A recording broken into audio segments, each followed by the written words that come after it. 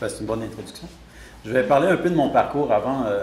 Ça fait déjà 11 ans que je suis professeur à l'Université de Sherbrooke, spécialisé en analyse stratégie de communication. Mais avant, donc là, je suis passé, je suis dans l'intégrité absolue, vous le savez tous, chers collègues. Mais avant, j'étais dans la grande noirceur, j'ai été publicitaire, et au grand désespoir de ma mère. Et j'étais spécialisé dans les stratégies de marketing alimentaire. Oh! J'ai travaillé pour des grandes boîtes comme Pepsi, Danone, Yoplait, j'ai fait des lancements de produits. Ah. Et pire, j'ai même été client, donc j'ai été directeur national de la publicité et du marketing pour les producteurs laitiers du Canada, le gros lobby du lait au Canada. Et jusqu'à temps que je me rende compte dans une soirée qu'on parlait du lobby du lait, puis juste pour me rendre compte qu'on parlait de moi. Je dis, ah oui, c'est moi ça. Parce qu'on avait des très gros budgets, effectivement. Mais le but de cette introduction, c'est peut-être faire comprendre des mécanismes qui sont complexes. Il y a un mot, déjà, quand j'étais au producteur laitier, je fais une blague à part, on avait beaucoup de budget de recherche qui était consacré de façon quantitative et qualitative à la compréhension des mécanismes de consommation. Et je vous parle d'il y a 15 ans. Et c'est encore le cas aujourd'hui parce qu'avec mes étudiants, j'ai l'occasion de travailler. On travaille actuellement sur une chaîne de métro, plus gros épicier au Québec. On travaille encore dans l'alimentation, mais sous un angle complètement différent. Le mot qui revient à travers ces 20 dernières années, c'est confusion. Des messages contradictoires qui sont lancés par certaines grandes entreprises. Et là, maintenant, on le voit de plus en plus à travers les médias sociaux numériques, on le dit, c'est-à-dire qu'il y a des contre-discours qui apparaissent des consommateurs, qui viennent ridiculiser dans une certaine mesure par l'image ou certains discours de communication marketing, avec raison, dans bien des cas. D'autres, c'est juste amusant. Et en même temps, on peut regarder, lorsqu'on parle des nutritionnistes, j'aime ça parce que le grand prix des nutritionnistes au Québec, c'est la pomme. La pomme, et voir une nutritionniste manger une pomme, je trouve ça très, très amusant.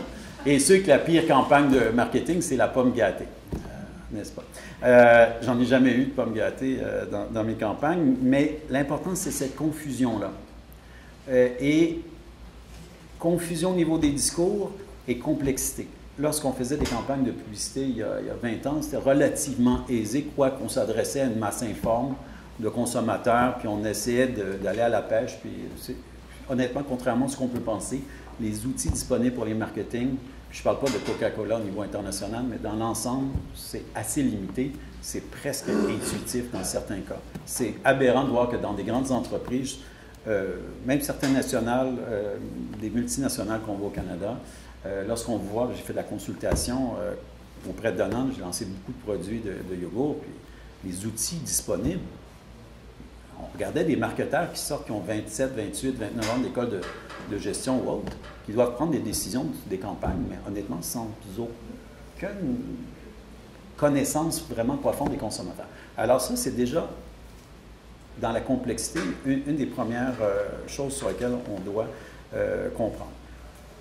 Un autre aspect, c'est la fragmentation des médias. Je parlais d'il y a 20 ans que c'était relativement facile. Maintenant, lorsqu'on a regardé une présentation ce matin, on arrive à 3-4% de reach, de portée dans une campagne. Il y a 20 ans, c'était 50-60, puis on n'était pas content. Là, on est dans la fragmentation. Alors, qui dit fragmentation dit complexité pour essayer de rejoindre qui, puis on ne sait même pas qui on rejoint la plupart du temps. On a vu sur des sites ados avec Absolut, sur lequel j'ai travaillé, Absolut Vodka.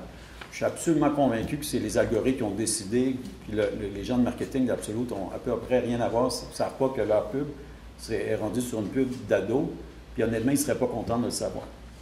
Donc, cette complexité de big data, de compréhension des mécanismes de l'offre, et en plus, il y a des facteurs environnementaux, de sécurité alimentaire. On en a parlé, je ne vais pas trop y revenir, mais bon, que ce soit la vache folle, ici on a eu la grippe aviaire sur laquelle j'ai travaillé il y a quelques années au Canada. Il y a des préoccupations donc environnementales, sanitaires aussi, et de plus en plus on voit des préoccupations de responsabilité sociale des entreprises. Et ça, il y a une pression entre les entreprises, là, tout n'est pas beau. Hein, c'est pas ce que je suis en train de vous dire, c'est qu'il y a une complexité qui se dégage de toutes ces pressions d'entreprise en entreprise, donc les compétiteurs, des consommateurs qui ont leur voix à dire. Des voix, moi, j'en ai reçu des plaintes. Il n'y a pas une publicité qui ne reçoit pas de plainte. Avant, je faisais des pubs sur le fromage canadien, puis on recevait des plaintes. Oui, des plaintes. Par exemple, on a fait, c'était délirant, une pub avec des extraterrestres qui adoraient le fromage canadien. Bon, c'était pas très bon comme pub, mais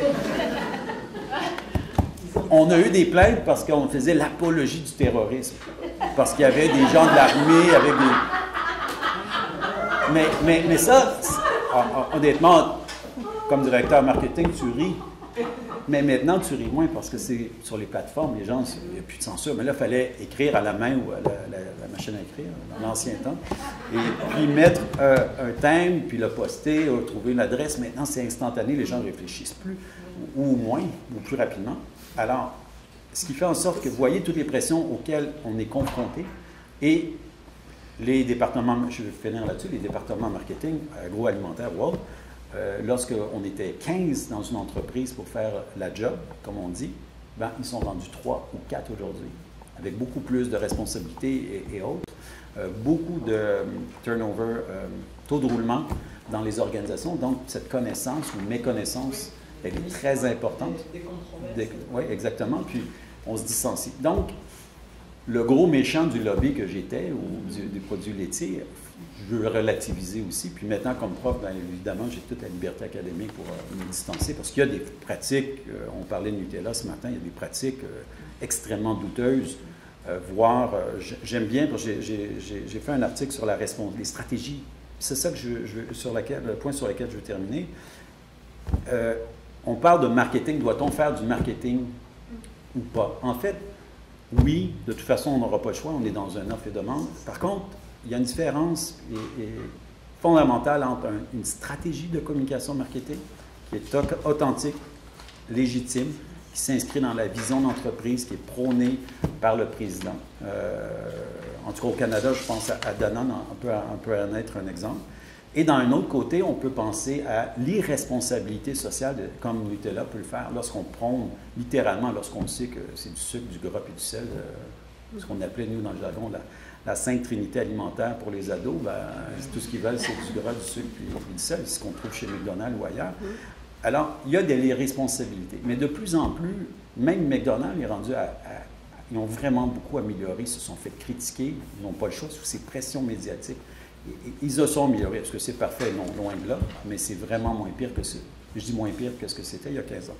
Donc, j'espère que j'ai stimulé la conversation pour un échange, pour des échanges. Je voudrais savoir, est-ce qu'à votre avis, la confusion des messages n'est-elle pas entretenue par les publicitaires? C'est-à-dire que j'arrive, on parle de cholestérol, que c'est pas bon pour la santé, et j'arrive, j'ai des croustilles, pas de cholestérol. Par conséquent, je suis comme... j'ai 2 messages. Un, il y a du cholestérol, c'est pas bon. Lui, il n'y en a pas, donc je peux m'acheter des croustilles, c'est bon.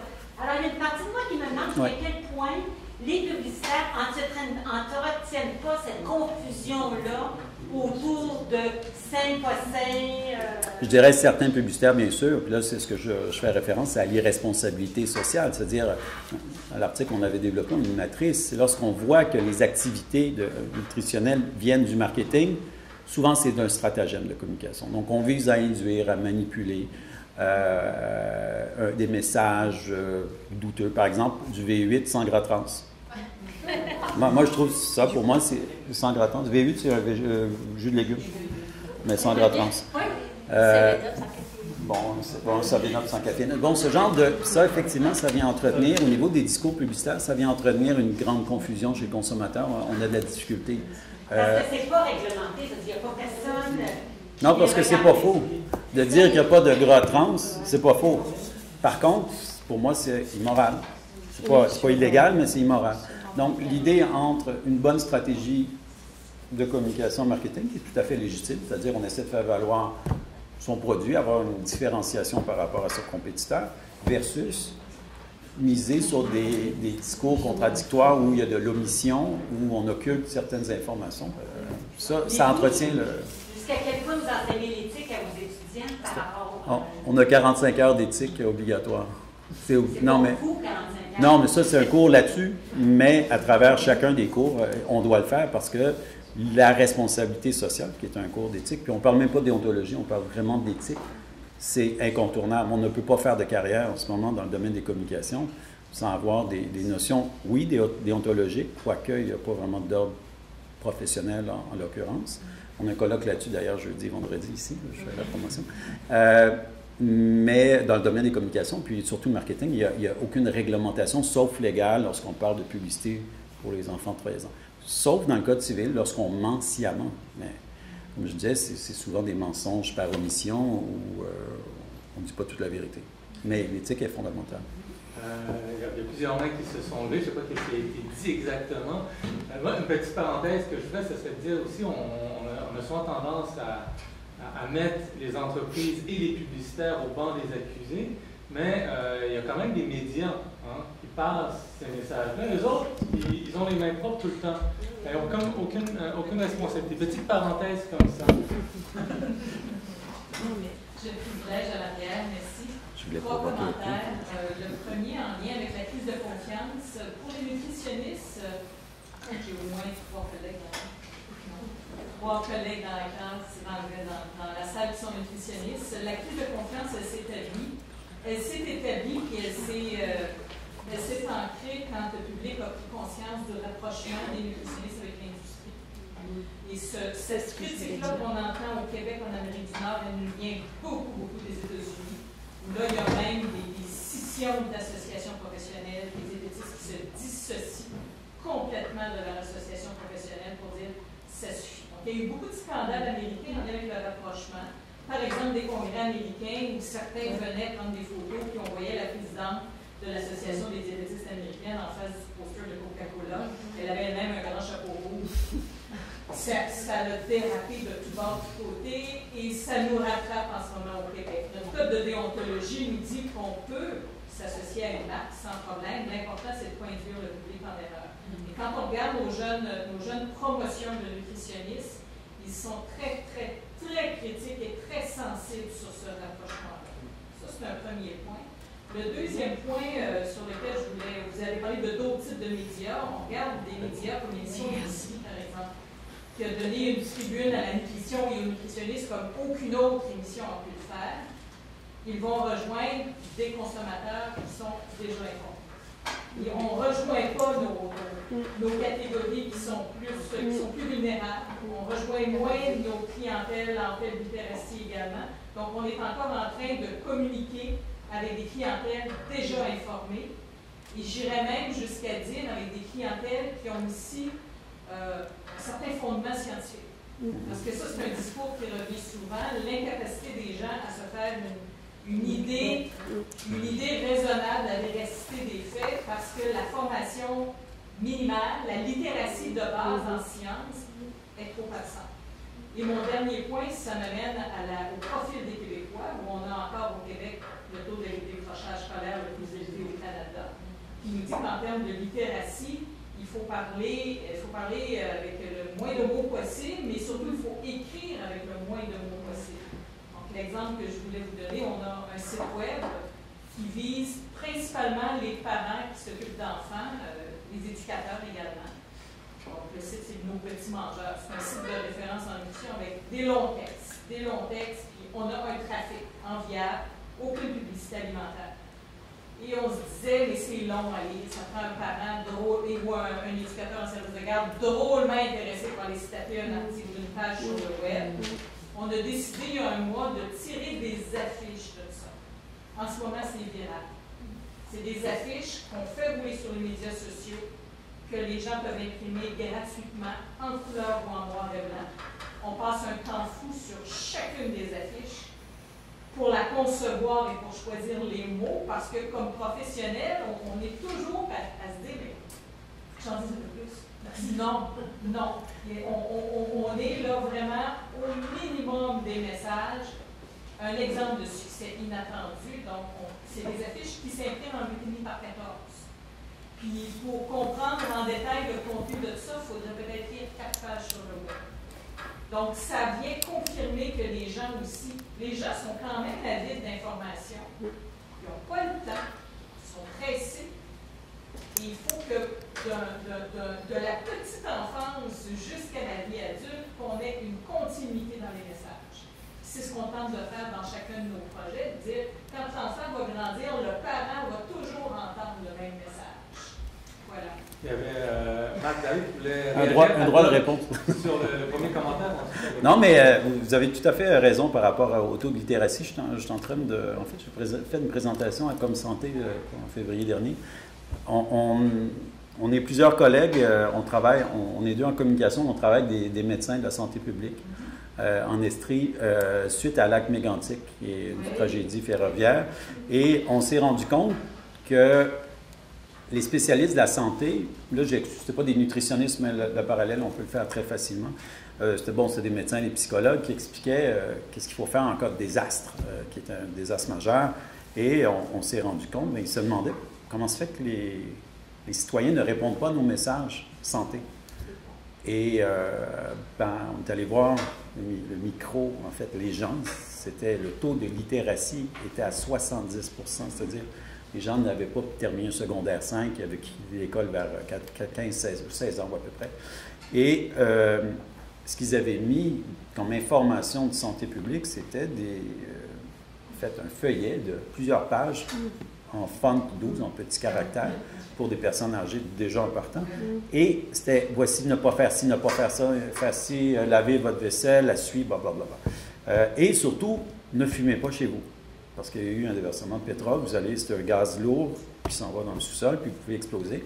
Puis en fait, on s'est rendu compte de la chose parce qu'il y a un monsieur qui fumait chez lui sur son perron dans la zone sinistrée. Et là, les gens sont arrivés doucement. Ils disent, monsieur, savez-vous qu'on ne doit pas fumer, c'est dangereux, c'est écrit sur le dépliant. Oui. Et je l'ai lu, puis je suis chez moi, j'ai le droit de faire ce que je veux, puis blablabla. Ils se sont rendus compte que le monsieur en question ne savait pas lire. C'était juste, quand même qu'on aurait écrit une phrase, il n'aurait pas été capable de la lire. Et ça, là, je fais le parallèle avec l'alimentation. J'ai travaillé beaucoup de nutritionnistes. Lorsqu'on parle avec des nutritionnistes, il y a des messages scientifiques qui sont en soi complexes, qui sont basés sur la science. On doit les vulgariser presque à l'extrême. Puis là, il y a une frustration chez les scientifiques ou des experts de communiquer, puis de ramener ça à la substantifique moelle de 3 mots, 4 mots, 5 mots. Mais c'est un exercice exceptionnel. Ouais. Alexandre. Oui, juste pour rebondir sur la valeur aussi avec ce cadre de littératie, moi, ce que j'ai fait un terrain, c'est sur le nucléaire, et c'est exactement la même chose qu'à mon avis, c'est une réelle portée analytique, ça se confirme, c'est un rhétorique très robuste. Ah ouais. Et sinon, je voulais rebondir, du coup, c'est un petit peu tard maintenant, mais sur la question de Lise à propos de l'éthique. Merci Marc de montrer un peu comment c'est complexe le système du marketing et de la communication. Et peut-être pour rajouter encore sur ça, il faut aussi distinguer, il y a les stratégies d'entreprise, il y a la stratégie marketing et il y a la communication. Et notamment quand on est formé en communication, on ne vient pas nécessairement de marketing, c'est deux disciplines très différentes. Et là encore, on va voir énormément de différences. Notamment, il y a des cours d'éthique en communication. Ça, c'est une étude que j'avais fait comparative à des formations. Elle est un peu vieille maintenant, c'est 5-6 ans. En marketing, il n'y en a pas. Il n'y a pas de cours d'éthique. Et quand on dit, mais pourquoi il n'y a pas de cours d'éthique, c'est tellement important, ça innerve tous nos cours. Et au final, il n'y en a pas. Et c'est il y a cette confusion derrière aussi qu'on voit dans l'appréhension de ce que c'est que la consommation. On est tellement orienté vers une finalité d'efficacité que les manuels, c'est pareil, on les ouvre, bien sûr pas sur l'éthique, mais en plus, il y a, quand on fait une sociologie de la consommation, un gestionnaire qui écrit un bouquin, comme ça, sur la sociologie de la consommation, aussi bien les études en marketing, les résultats de sondage d'Ipsos que les enquêtes de sociologues, etc., sont toutes mises au même niveau, avec toute la même portée. Et donc, effectivement, ils ne comprennent rien à la fin, ça fait que heureusement, c'est pas très efficace les politiques qu'ils ont, mais il n'y a pas du tout une appréhension de la portée qu'auront leurs actions en dehors du marché. Et c'est un truc, on se posait la question avec Inès, est-ce que, du coup, une pub acceptable, est-ce que c'est une pub qui est faite avec une éthique du secteur, ou est-ce que c'est une pub qui est faite avec des gens extérieurs au secteur qui l'encadrent, en lui disant ce qu'il a le droit de faire aux affaires, en disant peut-être que, ok, on est dans une économie de marché, on fait tourner cette marché avec des outils qui sont moyennement efficaces, mais qui sont peut-être moins pires, on va dire. Mais par contre, quand il s'agit de voir l'importance des marchés sur le bien-être social, on ne donne plus les mains aux marketeurs. Là, je pense qu'il y a un grand danger dans le marketing social, le marketing éthique, les visions critiques du marketing, etc. Dès que vous êtes sur des gens qui sont réellement critiques du marketing, ils vous disent que c'est n'importe quoi, c'est pas du tout comme ça, c'est pas des questions. Il y a vraiment deux mondes en fait. Juste pour rebondir, quand on parle d'autorégulation des industriels, ils nous proposent, en fait, si on regarde la publicité pour les enfants et tout, en fait, ils nous proposent leur définition du bien-être de l'enfant dans la société. Et ils nous l'imposent quelque part. Si on arrive à ne pas accepter que l'autorégulation soit le modèle, finalement, de la relation commerciale avec l'enfant, par exemple, dans ce cas-là, ça veut dire qu'on accepte que l'industrie nous dise et définisse pour nous ce qu'est le bien-être de l'enfant dans la société contemporaine. Et donc évidemment, c'est immoral. Enfin, je rejoins aussi, ça n'est pas une véritable position éthique qui ouvre le dialogue avec effectivement d'autres porte-paroles de l'enfant qui ne soient pas simplement ceux du marché, qui soient aussi ceux de la société civile, du monde médical, etc., qui ont d'autres logiques et d'autres finalités que le marché. D'autant plus qu'ils s'adressent à des prescripteurs. Là, vous parliez tout à l'heure de connivence entre les marques et les nutritionnistes. Il y a de l'information relativement, je dirais presque scientifique, de la part des marques qui sont envoyées aux nutritionnistes et qui pénètrent largement dans les écoles. Chez nous, par exemple en France, il y a des grands groupes, Nestlé, etc., qui donnent des échantillons dans les écoles et fournissent des kits de jeux, des mallettes pédagogiques, etc., qui sont très appréciés dans des contextes de pénurie. Et donc ils sont très pernicieux en fait. Oui, puis aussi la formation des journalistes en matière de santé. Au Québec, il n'y a pas de formation spécifique en journalisme santé. Je pense qu'il n'y en a pas chez nous. Il y a journalisme scientifique, oui, mais pas journalisme santé. Et aux États-Unis, moi je trouve ça magnifique, il y a une association de journalistes spécialisés dans le domaine de la santé. Et puis ils ont un code de déontologie. Et dans le code de déontologie, il y a des règles comme, par exemple, s'assurer de ne jamais présenter comme étant une relation de causalité, des corrélations comme une présentation comme étant une relation de causalité, de toujours vérifier quelles sont les sources de financement de la personne qui transmet, les chercheurs qui transmettent une information. Parce que de plus en plus, dans les universités aussi, les chercheurs en nutrition chez nous sont largement financés par les entreprises, puis l'université nous pousse beaucoup, tous les chercheurs, incluant ceux en nutrition et ailleurs, à aller dans les médias directement. Alors, quand on fait ça, la façon dont la recherche est rapportée, avec une tendance, c'est ça, à présenter des rapports de causalité là où il n'y en a pas. Puis après, la façon dont ces recherches-là, qui sont présentées dans des revues d'entreprises universitaires, des revues des revues de l'université, de relations publiques pour l'université, alors sont repris par des journalistes après. Et puis là encore, comme un jeu de téléphone, il y a des formations. Et je pense que c'est vraiment important que chez nous, au Québec, bien souvent, on a d'excellents journalistes en matière de santé, mais il y a une bonne partie aussi de journalistes où ce qui se fait, c'est qu'on va les juste fouiller dans ce qui est déjà été publié en anglais, dans les magazines, dans les revues. Alors, on fait une transposition allégée en français avec toutes les distorsions que ça peut comporter. Puis c'est sûr aussi, quand on est journaliste, le mandat, c'est de trouver qu'est-ce qui fait la nouvelle. Alors, c'est les nouvelles les plus merveilleuses, c'est d'apprendre que c'est bon pour la santé de manger du chocolat ou de boire un verre de vin rouge. Alors, c'est ça qu'on va mettre en premier. Les journalistes ne connaissent pas, ils ne savent pas qu'il faut regarder d'abord les méta-analyses, non pas faire se fier juste à une étude. Alors, il y a un travail à faire, je pense, dans la formation, dans ce domaine. Puis aux États-Unis, il y a une association, je ne sais pas c'est laquelle, en nutrition, de diététistes aussi, qui ont un kit d'intervention avec les médias, avec des règles à suivre, une espèce de code de déontologie. C'était quelques années que j'avais vu ça, je trouvais très bien fait. Le plus amusant, c'est d'aller voir le site, je pense que c'est Dietitians for Professional Integrity, quelque chose du genre.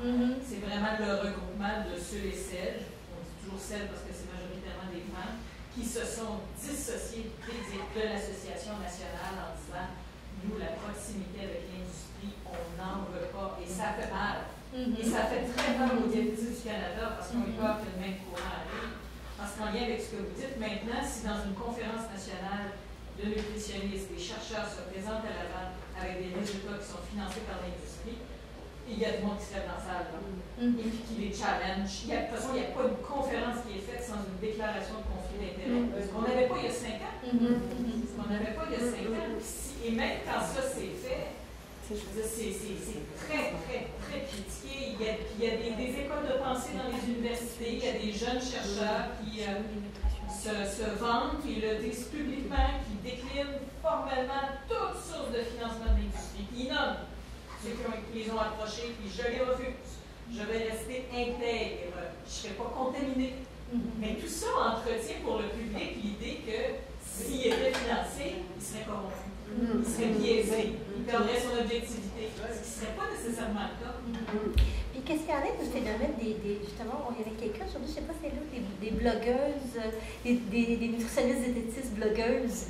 Oui. Il y en a plusieurs qui ont leur propre blog. Et beaucoup de succès. Puis il y a des personnages qui pop au Québec, là, comme Marie-Lou, 3 fois par jour, ou des blogueuses. On disait dernièrement, je ne vais pas prendre trop de place, mais cet exemple-là, je l'ai trouvé tellement fort. C'est une blogueuse qui parle principalement de produits de beauté. Et on m'a dit qu'elle ciblait surtout ados 15-16 ans.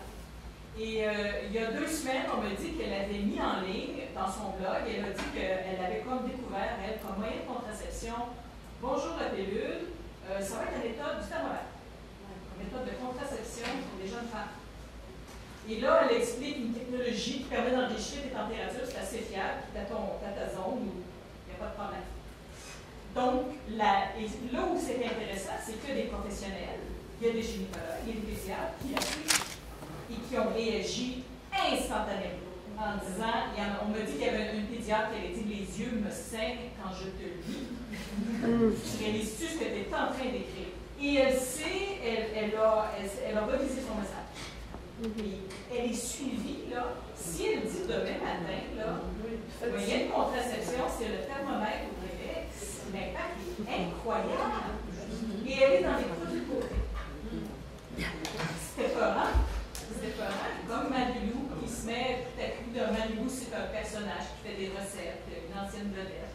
Si Marie-Lou, demain matin, dit on voit des smoothies verts, on va voir des smoothies verts.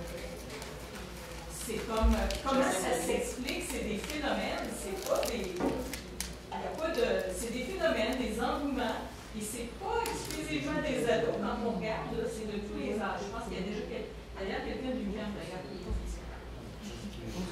a un fonds de recherche pour l'étudier. Est-ce qu'il y a des phénomènes positifs parmi ces blogueuses? Est-ce que Marie-Lou en est un? Est-ce que vous voyez ça du point de vue des nutritionnistes? Est-ce que c'est valable comme c'est partagé. Ça dépend des messages qu'elle passe. Il nous reste encore une dizaine de minutes. J'ai quand même brimé nos panélistes en essayant de tenir la table. Peut-être qu'il y avait quelques éléments à rajouter de la part de Viviane. Oui, Julien? Bon, d'accord. Quand on a deux, des fois. Juste sur les sources d'information des adultes que nous avions rencontrés dans l'enquête, j'ai évoqué l'entourage. La publicité a été citée quand même par 15% des 85 personnes que nous avons rencontrées. La publicité comme source d'information. Alors ceux qui disent surtout pas la pub, donc les autres disent parce que on nous ment. Par contre, les 15% qui ont dit oui, la pub est une source d'information pour nous parce qu'elle nous fait découvrir des produits qu'on ne connaissait pas. C'était ça en fait, tiens, il y a un nouveau, je sais pas quoi, un nouveau fromage blanche et machin. Mais ils disent, c'était des entretiens, qu'ils ont un esprit critique. Enfin, ils considèrent qu'il y a cette pub-là qui arrive, mais qu'ils ne vont pas acheter sous prétexte que c'est joli, etc. Voilà, donc il y avait cette... et on trouvera ça avec les jeunes aussi sur leurs pratiques informationnelles, c'est-à-dire qu'il y a... il y a cet engouement pour un certain nombre de sources d'information, mais il y a quand même derrière l'idée que peut-être l'information n'est pas forcément fiable, et voilà, je le prends avec une certaine mesure. Et il y a un certain nombre de marques, par contre, qui nous ont cités, notamment tous les produits enrichis, comment on appelle, les javelets, etc., qui sont, pour la plupart des gens qu'on a vus, des marques de produits sains. Voilà, ça, c'est sain. On ne sait pas pourquoi, mais en tout cas, ça a l'air. C'est enrichi en vitamines. C'est enrichi en quelque chose. Donc il vaut mieux prendre ça à goûter comme que du pain. Voilà. Et ça a quand même c'est revenu plusieurs fois. Alors, il y avait une étude, bon, peut-être sur les jeunes et l'information sur l'alimentation. Nous, on n'a pas travaillé, mais il y avait une étude française, l'étude INCA, qui est faite par l'Agence nationale de sécurité sanitaire. La dernière date de 2007 et la prochaine, on aura les résultats dans pas longtemps. Là, pour les sources d'information pour les 11-17 ans par rapport à l'alimentation, en premier lieu les parents, les enseignants, et ensuite venait la pub pour plus de 50% d'entre eux. Donc là, on peut imaginer que l'esprit critique, enfin j'en sais rien, je veux pas, il n'y avait pas d'entretien, c'est pas moi qui les ai fait, mais je vous donne ça par rapport aux 15%. Et puis peut-être dernière chose qu'on pouvait dire aussi sur les jeunes, les adolescents et l'information en général, hein, puisqu'il y a beaucoup d'études qui sont faites en France, ici aussi, mais je connais surtout les Français. Enfin, bon, sur ces questions-là, et notamment une étude très récente, on parlait des réseaux sociaux. Donc effectivement, les études qu'on a pu voir là montrent que les jeunes s'intéressent à l'actualité dans tous les domaines, donc on peut imaginer que quand ça va concerner l'alimentation, la crise sanitaire, etc., ça pourra les intéresser, et notamment parce que ça leur permet de discuter avec leurs pairs. Au moins, j'ai quand même un peu l'air bête si je ne sais pas qu'il y a une élection présidentielle, enfin bon, c'est fait, mais enfin, voilà, s'il y a telle et telle chose dans l'actualité, donc ça permet ça, au moins ça, que ce sont les réseaux sociaux numériques, enfin les supports numériques qui sont les sources, enfin les moyens de s'informer principalement, les réseaux sociaux et Facebook encore, avec l'abonnement à des films, et à des comptes ou à des films, enfin, mais avec des médias traditionnels et aussi des sources d'informations plus parodiques, enfin le Gorafi pour chez nous, voilà. Donc se mêlent, quand ils reçoivent sur leur fil d'actualité, des informations qui émanent de médias, enfin voilà, et puis des informations qui sont plutôt de l'ordre de la parodie, de la blague, voilà, tout ça se mêle. Et eux disent, en tout cas, que tout ce qu'ils vont trouver sur Facebook, sur les réseaux sociaux, n'est pas fiable. Voilà, ils le disent. Enfin, c'est pour ça que, et même les études aux États-Unis d'Anna Boyd montrent bien qu'il y a quand même une prise de distance. Oui, on est sur les réseaux sociaux, oui, on s'informe par là, mais on est capable quand même de prendre du recul. Donc ça, je trouve ça plutôt encourageant. Ou pas, hein, j'en sais rien. Moi, je trouvais ça plutôt encourageant. Je ne sais pas si vous voulez rajouter quelque chose.